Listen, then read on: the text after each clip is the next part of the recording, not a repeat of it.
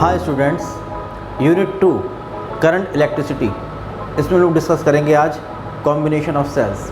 देखिए, ऐसा होता है कि हमारे पास अगर एक कोई सेल अवेलेबल है और अगर किसी भी लोड में, किसी भी रेजिस्टेंस में अगर वो एक प्रॉपर करंट नहीं दे पा रहा है, तो हम लोग जितने भी अवेलेबल सेल्स होते हैं उनको आपस में कनेक्ट करते हैं, या तो सीरीज़ कॉम्बिनेशन में, या पैरेलल कॉम्बिनेशन में, या मिक्स ग्रुपिंग में। कनेक्ट करने के बाद हम लोग प्रॉपर करंट किसी भी लोड में या किसी भी रेजिस्टेंस में फ़्लो करा सकते हैं।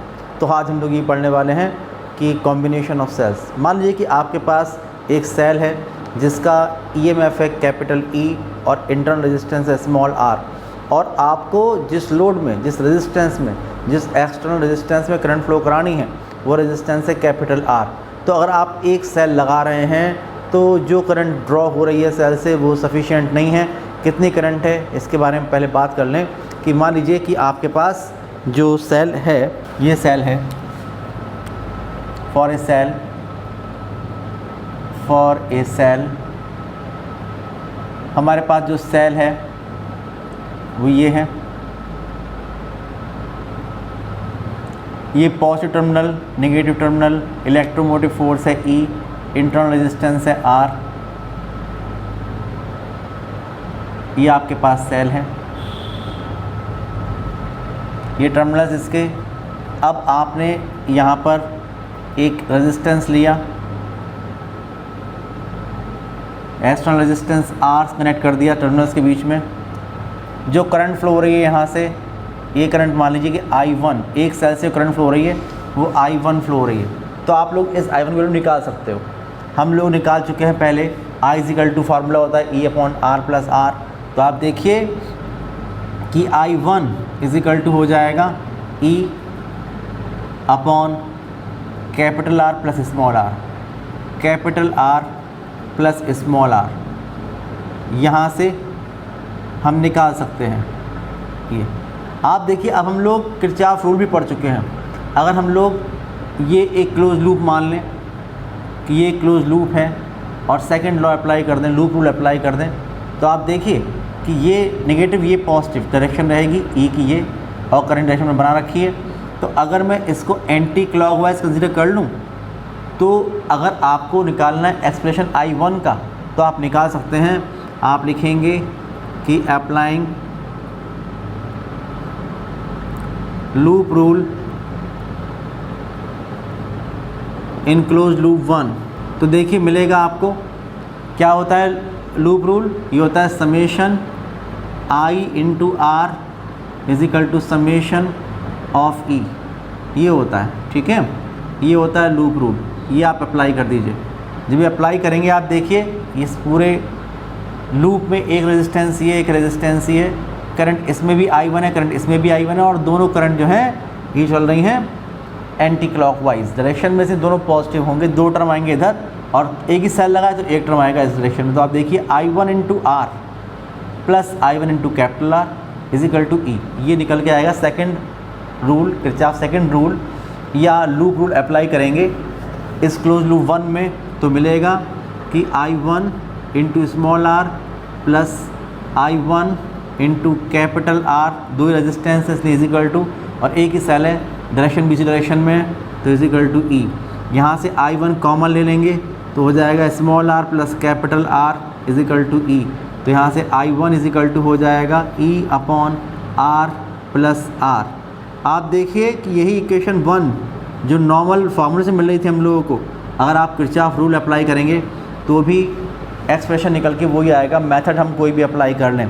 अब मान लीजिए कि आपके पास बहुत सारे सेल्स गिवन हैं और हम लोग चाहते हैं कि इनको सीरीज़ कॉम्बिनेशन में कनेक्ट कर लें, तो सीरीज़ कॉम्बिनेशन में करंट किस तरह से इफेक्टेड होगी ये मैं आपको बता रहा हूँ। आप देखिए कि जो फर्स्ट कॉम्बिनेशन है ये है सीरीज़ कॉम्बिनेशन। सीरीज़ कॉम्बिनेशन में भी पहले फर्स्ट मेथड, केस फर्स्ट है हमारे पास। केस फर्स्ट ये है कि जितने भी सेल्स आपके पास अवेलेबल हैं वो सिमिलर सेल्स हैं। For similar sales each of EMF E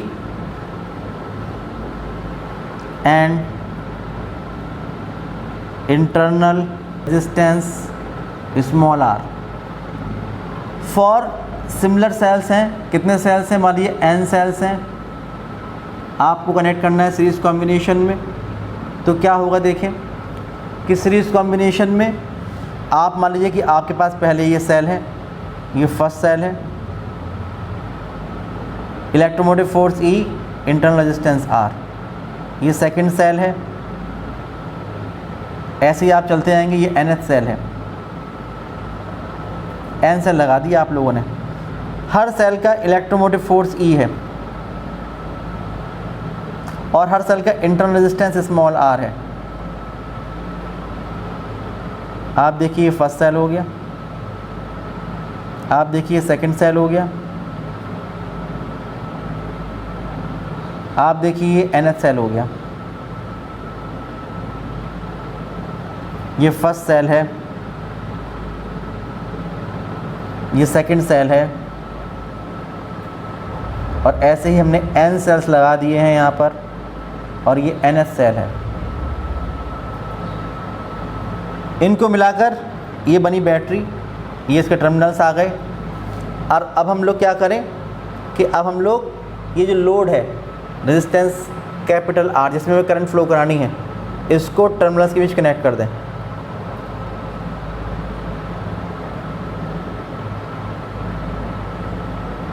ये लोड रेजिस्टेंस कैपिटल R है जिसमें करंट फ्लो करानी है, ये हो गया। अब देखिए कि ये नेगेटिव, ये पॉजिटिव, ये नेगेटिव, ये पॉजिटिव, ये नेगेटिव, ये पॉजिटिव, इसका इलेक्ट्रोमोटिव फोर्स डायरेक्शन ये है, इसकी भी इसी डायरेक्शन में है, इसकी भी इसी डायरेक्शन में है, सबकी वजह से करंट फ्लो की डायरेक्शन में, सब सीरीज़ कॉम्बिनेशन में है, इसलिए करंट सेम होगी। मान लीजिए सीरीज़ कॉम्बिनेशन की जो बैटरी बन के आई है, जब आपने सेल्स को लगा दिया सीरीज़ कॉम्बिनेशन में, जो बैटरी बनी है, मान लीजिए कि जो करंट उस बैटरी से ड्रॉ हो रही है, ये है I सफिक्स S, यही करंट यहाँ से फ्लो होती जाएगी और यही करंट I सफिक्स S यहाँ जाएगी, और हर इंटरनल रेजिस्टेंस से भी यही करंट फ्लो होगी। ठीक है, अब आप देखो यहाँ पर ये कि ये इक्विवेलेंट है, ये जो मैंने बनाया है पूरा नेटवर्क, ये इक्विवेलेंट है एक ऐसे सेल के या एक ऐसी बैटरी के। हमारे पास जो बैटरी बन के आई है, मान लीजिए कि उसका जो इलेक्ट्रोमोटिव फोर्स है, जो बैटरी आई है बन के, उसका इलेक्ट्रोमोटिव फोर्स है E सफिक्स S, जो उसका इंटरनल रेजिस्टेंस है यह है R सफिक्स S, ये आया है बन के, और ये टर्मिनल्स आ गए इसके, ये है। अब आप लोगों को किसी लोड रेजिस्टेंस R में करंट फ्लो करानी है, तो आप लोग उस लोड रेजिस्टेंस R को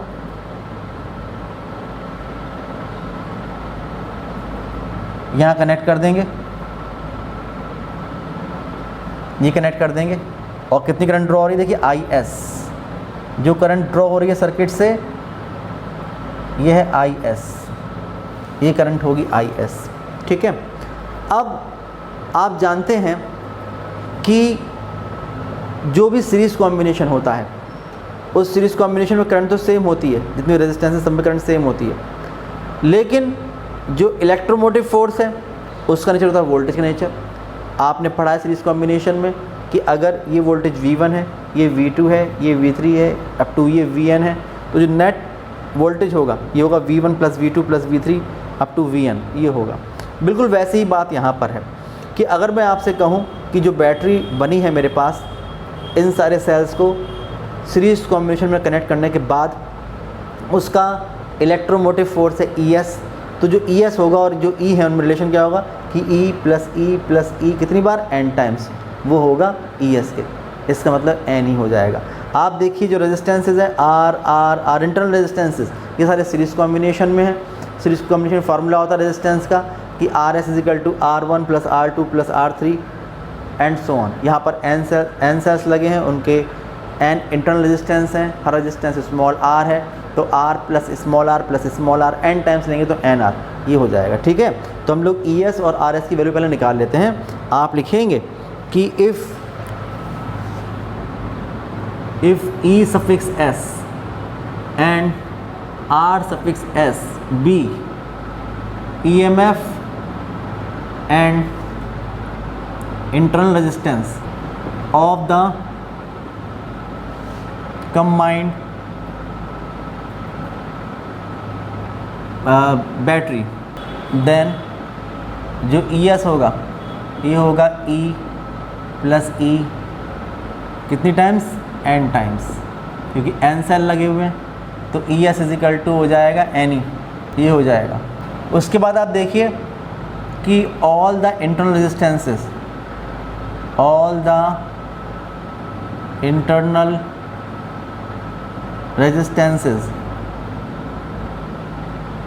आर इन सीरीज कॉम्बिनेशन।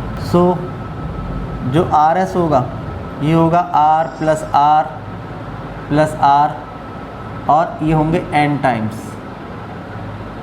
तो RS इजिकल टू हो जाएगा N इंटू R, ये हो जाएगा।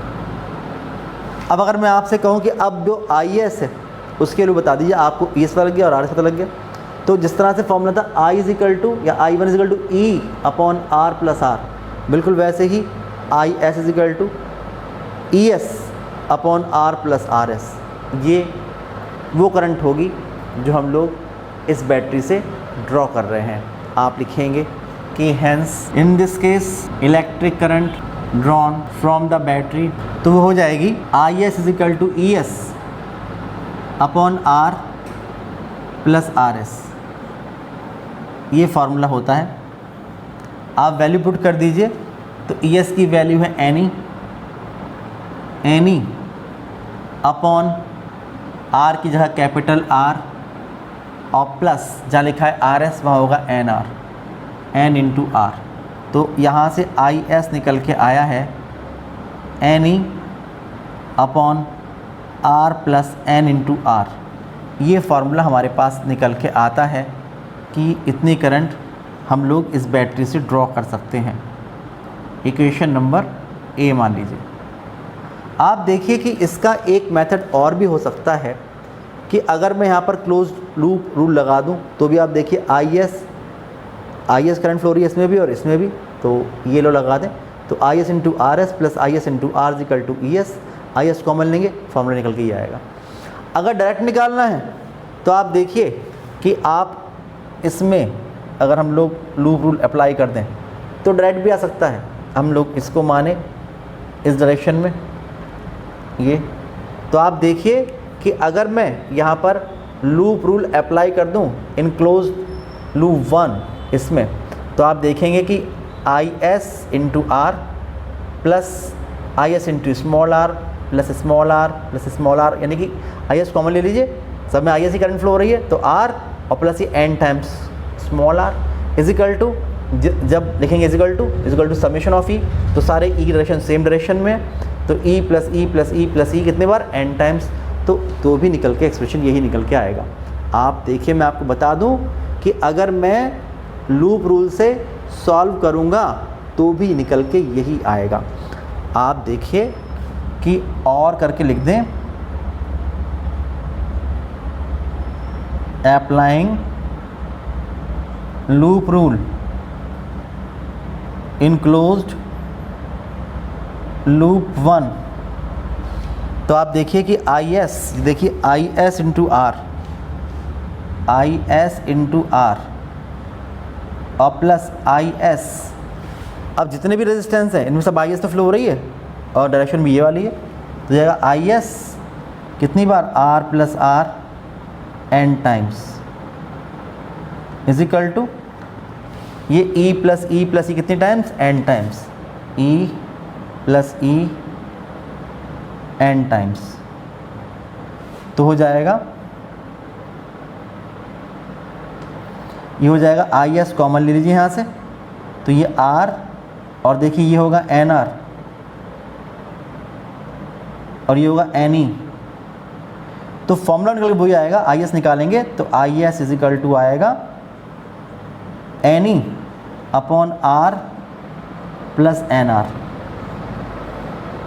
यही इक्वेशन निकल के आती है A, जो आप लोग चाहे तो इतना लंबे मेथड से निकाल लीजिए या बस एक लाइन से निकाल लीजिए, तो करंट आप निकाल सकते हो। अब जब करंट आप लोगों ने निकाल ली तो अब बात ये आती है कि भाई अब हमें करंट बढ़ के मिल रही है कि नहीं मिल रही है। तो इसके लिए देखिए मैं आपको बताऊं कि दो बातें होती हैं। आप ये बात ध्यान रखिए कि मैंने बताया था आप लोगों को कि अगर कोई भी सेल आपके पास है और आप लोग उसको यूज़ कर रहे हो, तो जो यूज़ सेल करोगे आप, जो यूज़ सेल आपके पास होगा उसका इलेक्ट्रोमोटिव फोर्स कैपिटल E ये तो कांस्टेंट रहेगा, लेकिन जो उसका इंटरनल रेजिस्टेंस स्मॉल r है वो डिक्रीज़ होता चला जाया करता है। तो जो ख़राब सेल होते हैं, जो यूज़ सेल होते हैं, उसका इलेक्ट्रोमोटिव फोर्स तो उतना ही रहता है, लेकिन उसका इंटरनल रेजिस्टेंस वो कम होता जाता है।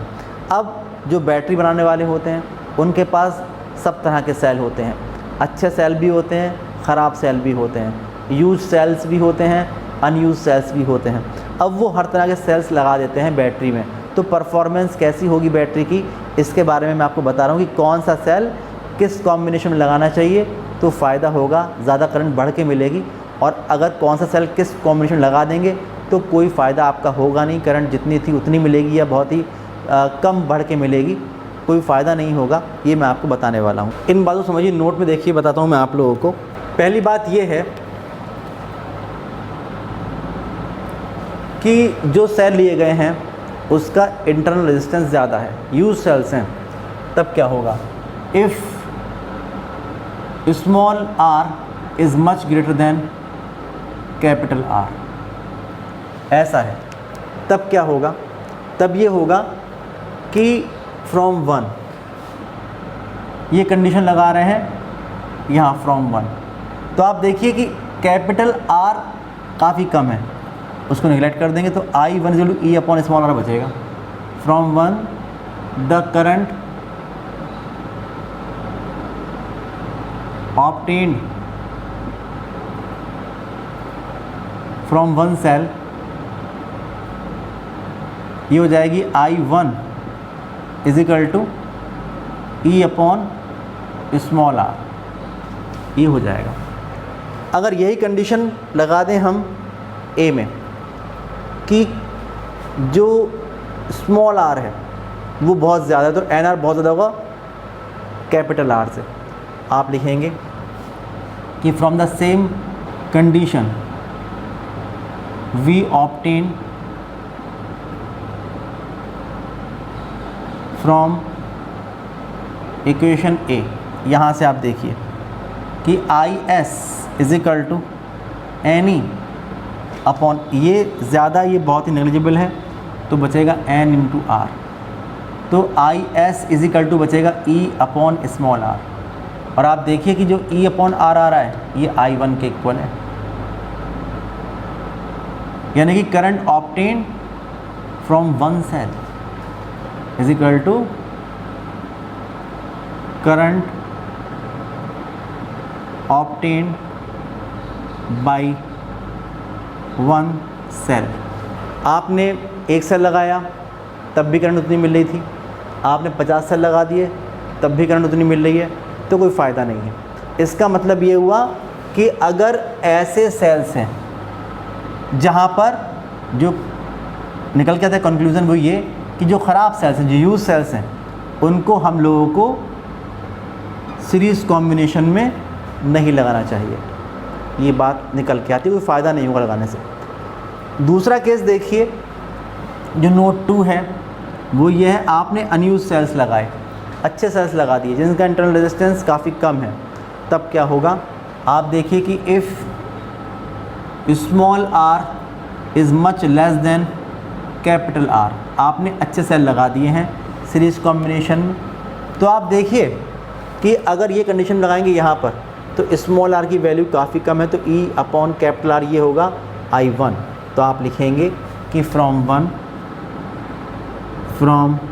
One current obtained by one cell, ये हो जाएगा I1 is equal to E upon capital R, equation number 5। अब यही कंडीशन अप्लाई कर दीजिए आप A में, आप लिखेंगे using same condition in A या फ्रॉम A वी गेट, तो जो IS होगा is equal to N E upon, अब आप देखिए कि ये आर की वैल्यू बहुत कम है तो एन आर बहुत कम होगा कैपिटल आर के मुकाबले, तो बचेगा कैपिटल आर। तो मिलेगा हम लोगों को N into E upon R, और आप देखिए जो ई अपॉन आर है 5 से, ये I1 के इक्वल है, तो I S is equal to N into I1। ये आप देखिए फ़ायदा हुआ। आप देखिए कि करंट जो है ये एन टाइम्स हो गई, जितनी एक सेल से मिल रही थी, अगर आपने 50 सेल लगा दी सीरीज़ कॉम्बिनेशन में तो जो करंट है वो 50 टाइम्स बढ़ जाएगी। तो यहाँ पर फ़ायदा हुआ। इसलिए आप लोगों को जो हमारे पास सीरीज़ कॉम्बिनेशन है वहाँ पर ऐसे सेल्स यूज़ करने चाहिए जो अनयूज सेल्स हों, जो अच्छे सेल्स हों, तो ऐसे सेल्स को लगाने से फ़ायदा होगा। ये बात ध्यान रखने की है। आप देखिए दूसरा केस हमारे पास ये है, केस सेकंड ये है सीरीज़ कॉम्बिनेशन का, कि अगर आपके पास सिमिलर सेल्स नहीं हैं, आपके पास n सेल्स हैं, लेकिन सारे सेल्स के इलेक्ट्रोमोटिव फोर्स अलग अलग हैं, सारे सेल्स के इंटरनल रेजिस्टेंस अलग अलग हैं, तो आप लोगों को करंट निकालना है कि भाई कितनी टोटल करंट मिलेगी। तो आप निकाल सकते हैं। केस सेकंड है, case second series combination of n cells having EMFs E1 E2 up to En and internal resistances R1 R2 up to Rn। ये सीरीज कॉम्बिनेशन है। अब ये हुआ कि भाई आप लोगों ने n सेल्स लगाए तो हैं, लेकिन हर सेल अलग अलग है। इस सेल का इलेक्ट्रोमोटिव फोर्स E1 है, इंटरनल रेजिस्टेंस R1 है। ये सेकंड सेल है, इसका इलेक्ट्रोमोटिव फोर्स E2 है, इंटरनल रेजिस्टेंस R2 है। ये NS सेल है, इलेक्ट्रोमोटिव फोर्स EN है, इंटरनल रेजिस्टेंस RN है। ये पॉजिटिव, ये नेगेटिव, ये पॉजिटिव, ये नेगेटिव, ये पॉजिटिव, ये नेगेटिव। इलेक्ट्रोमोटिव फोर्स इसका E1 है, इसका E2 है, इसका EN है, इंटरनल रेजिस्टेंस इसका R1 है, इसका R2 है, इसका RN है। ये है, ये फर्स्ट सेल है, ये सेकंड सेल है, और ये NS सेल है। ये है फर्स्ट सेल, ये है सेकंड सेल, और ये N सेल। आपने N सेल लगा दिए। टर्मिनल ये आया इसका, बैटरी टर्मिनल से निकल के आए, और आप लोगों ने अब यहाँ पर एक लोड रेजिस्टेंस R लगा दिया है, जिसमें करंट फ्लो करानी है आप लोगों को। क्वेश्चन ये है भाई कि इसमें अब कितनी करंट फ्लो होगी। आप देखिए सबके जो इलेक्ट्रोमोटिव फोर्स हैं वो सपोर्ट कर रहे हैं एक दूसरे को। जो ई डायरेक्शन होती है फ्रॉम नेगेटिव टू पॉजिटिव, ये इस डायरेक्शन में है, ये इस डायरेक्शन में है, ये इस डायरेक्शन में है। करंट चल रही होगी ऐसे, तो मान करंट चल रही है इसमें I सफिक्स S यहाँ से होती हुई जा रही है, ये जा रही है I सफिक्स S, और जितने भी रेजिस्टेंस हैं इनमें भी यही करंट जा रही है। तो यहाँ पर ऐसा कोई तरीका नहीं है कि आप फार्मूले से निकाल सकें। तो यहाँ पर आप लोग किरचॉफ रूल यूज़ करना पड़ेगा। अगर आप लोग लूप रूल इस्तेमाल कर लेंगे तो यहाँ से आप लोगों को जो नेट करंट है वो मिल जाएगी। आप ये मानिए कि ये क्लोज लूप है, सपोज़ क्लोज लूप 1, ये क्लोज लूप 1 है, और आप इसमें अप्लाई कर दीजिए एंटी क्लॉकवाइज डायरेक्शन मानकर। आप लिखेंगे applying loop rule in close loop 1। क्या है वो रूल कि summation I into R is equal to summation of E। ये आप अप्लाई कर दीजिए, तो आप देखिए क्या मिलेगा आप लोगों को। आप यहाँ से स्टार्ट कर दीजिए, सब में करंट एक ही है, IS इंटू R। यहाँ से अगर आप चलेंगे plus IS into RN plus IS into R2 plus IS into R1, यानी कि IS जो है वो R1 में भी है, R2 में भी है, RN में भी है, सब में भी है। ठीक है, तो आप क्या लिखेंगे कि समेशन I इंटू R। तो आप देखिए करंट सब में I है, तो IS है, तो IS कॉमन ले लीजिए। किस में है? R, इस रेजिस्टेंस में। और देखिए इन सब में भी है और उसी डायरेक्शन में है, एंटी क्लॉकवाइज डायरेक्शन में। तो प्लस रेजिस्टेंसेस है R1 plus R2 up to RN, इन सब में भी है। सही है ना? आई एस करंट इस रेजिस्टेंस में भी है, इसी डायरेक्शन में। और आप देखिए R1 R2 up to Rn सब जितने भी रेजिस्टेंसेज हैं उन सब में भी इतनी करंट है। तो आई एस बाहर कॉमन निकाल लिया, R plus R1 plus R2 up to Rn, ये इतने टर्म यहाँ पर निकल के आएंगे। अगर n रेजिस्टेंस हैं तो n ये और एक ये n plus 1 terms I S के मल्टीप्लिकेशन वाले यहाँ पर निकल के आएंगे। इजिकल टू अब सेल लगे हैं कितने, सबकी डायरेक्शन सेम है। आप देखिए ये भी इधर, ये भी इधर, ये भी इधर, और हमारा हाथ भी चला इधर। तो E1 plus E2 up to En, तो equal to E1 plus E2 up to En।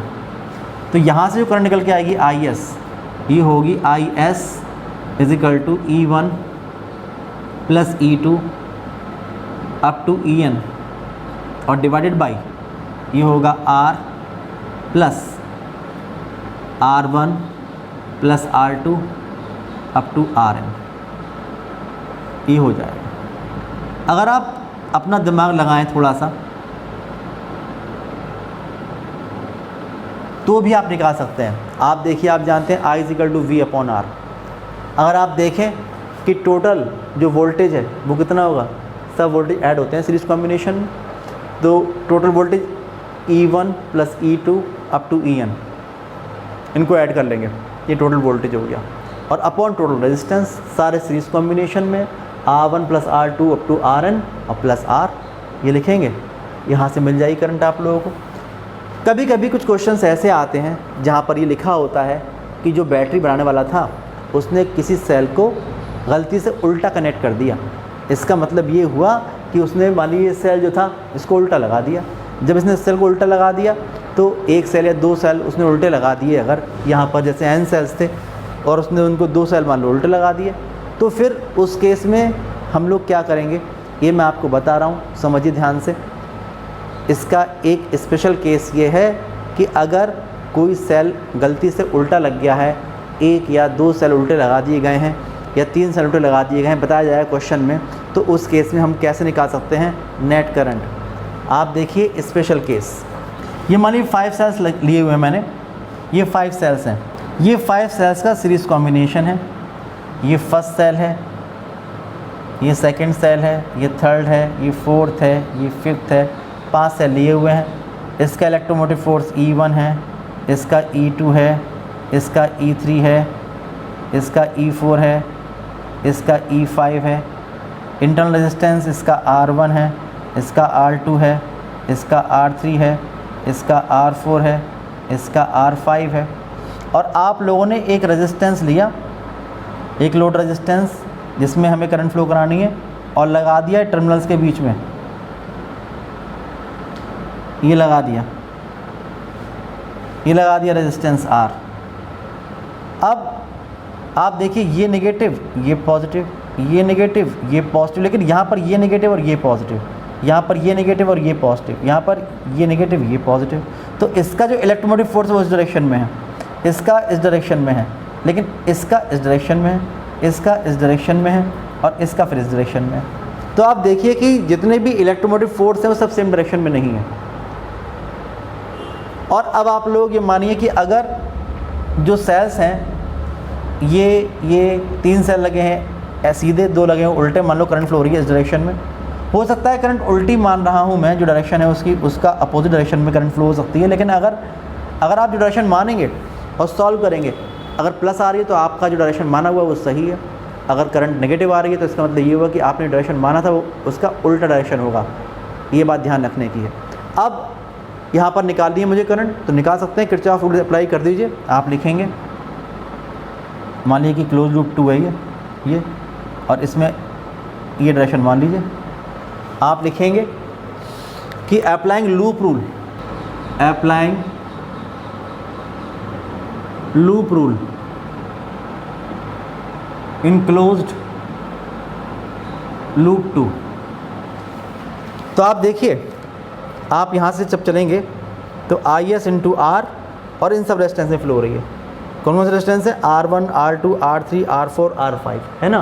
तो आप लिखेंगे IS कॉमन ले लीजिए, और एक्सटर्नल रेजिस्टेंस R, और plus R1 plus R2 plus R3 plus R4 plus R5। सब में डायरेक्शन तो सेम ही है ना, करंट तो फ्लो हो रही है इसी डायरेक्शन में ये। अब इज इक्वल टू, अब आप देखिए जब आप चलेंगे ऐसे, ये चल रहे हैं तो आप देखिए ये प्लस का, ये प्लस का, लेकिन ये माइनस का, हमारा हाथ जा रहा है ऐसे और ये इस तरफ है इसलिए माइनस, हमारा हाथ जा रहा है ऐसे, ये ऐसे माइनस और ये फिर प्लस, तो जाएगा E1 प्लस का था, प्लस E2 प्लस का था, E3 ये माइनस का था, E4 ये माइनस का था और प्लस E5। तो आप देखेंगे यहाँ से कि IS with in bracket R plus R1 plus R2 plus R3 plus R4 plus R5 is equal to E1 plus E2 plus E5 और माइनस E3 और माइनस E4, ये हो जाएगा।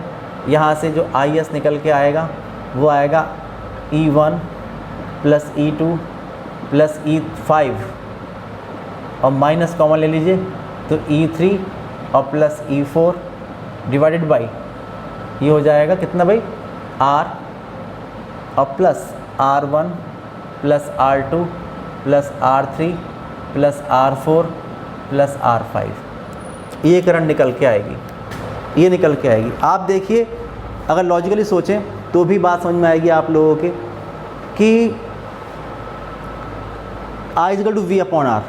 तो V में क्या, V में आप देखिए कि इस डायरेक्शन में भी अगर इसको प्लस माने और इसको माइनस मान के चलें, इस टर्मिनल को प्लस का, इसको माइनस का, तो जितने इधर वाले हैं उनको ऐड कर लीजिए, कितना वोल्टेज है, E1 plus E2 plus E5, जो अपोजिट में उसको माइनस कर दीजिए, E3 और E4, तो माइनस E3 प्लस E4 उसको सब्ट्रैक्ट कर दीजिए और डिवाइड टोटल रेजिस्टेंस, तो ये रेजिस्टेंस है और फिर ये इन सबको ऐड कर दीजिए तो आपका करंट निकल के आ जाएगी।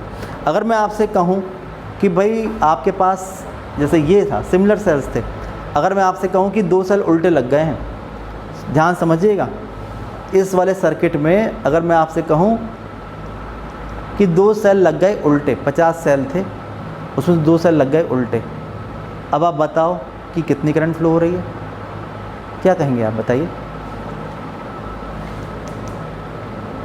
तो अब आप देखो कि इसका मतलब 48 सेल तो सीधे लगे हुए हैं, 48 लगे हैं सीधे और 2 लगे हैं उल्टे, तो 48 में से 2 कम कर दिए, 46E बचेगा, ये वोल्टेज 46E, ये हो जाएगा V ऊपर जो लिखते हैं V अपॉन R में, तो 46E अपॉन R और प्लस 50 स्मॉल r। इस तरह से सीरीज़ कॉम्बिनेशन में हम लोग निकाल सकते हैं कि कितनी करंट फ्लो होगी।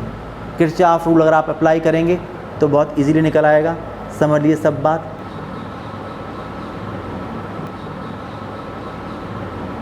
इस टॉपिक में इतना ही है। अगला जो टॉपिक है वो है इनका पैरेलल कॉम्बिनेशन। नेक्स्ट वीडियो आप देखिए, ये वीडियो ऑलरेडी बहुत लेंथी हो चुकी है, इसलिए नेक्स्ट वीडियो में हम डिस्कस करेंगे इसका पैरेलल कॉम्बिनेशन। ठीक है, तब तक के लिए बाय बाय।